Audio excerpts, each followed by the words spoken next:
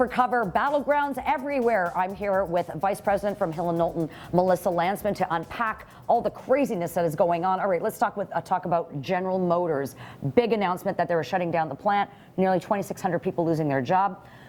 What's going to happen with the manufacturing sector in Ontario, and what does it mean for Canada? Look, I think General Motors, first you've got to say that General Motors, that's really bad news for Ontario. It's really bad news for Canada, but I'm not sure that there's anything that could have made that decision different.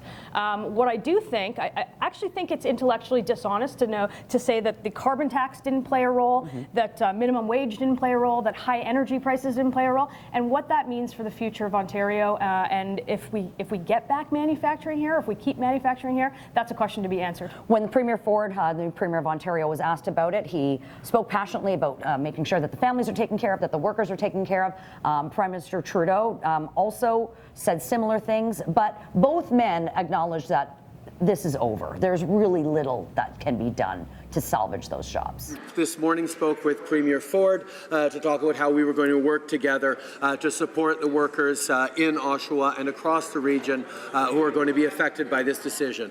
Yeah, look, I think this is a decision that wasn't made on Sunday, and it wasn't made this weekend, and it wasn't even made in Doug Ford's premiership. Yeah. This was made by the office in Detroit a year ago, and frankly, I'm not sure that there's anything that anybody can do to stop it. Does it surprise you a little bit that Alberta's oil sector doesn't get the same amount of sympathy that everybody seems to be showing for the auto sector? I am never surprised when the Liberals in Ottawa don't pay attention to Alberta. They never have, they never will.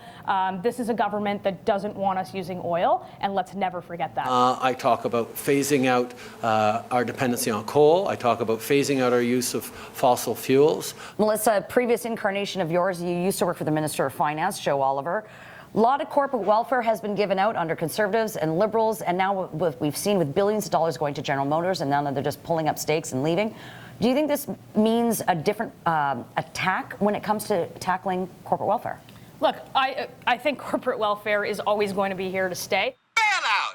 The most prudent move is a bailout. Bail out the insurance company. The fact of the matter is that we have to do things in this country to make it better to do business here in Ontario, here in Canada. We've got to scrap that carbon tax. We've got to loosen regulations in Ontario, and we've got to halt the minimum wage. That's going to make it more attractive for businesses to do business here.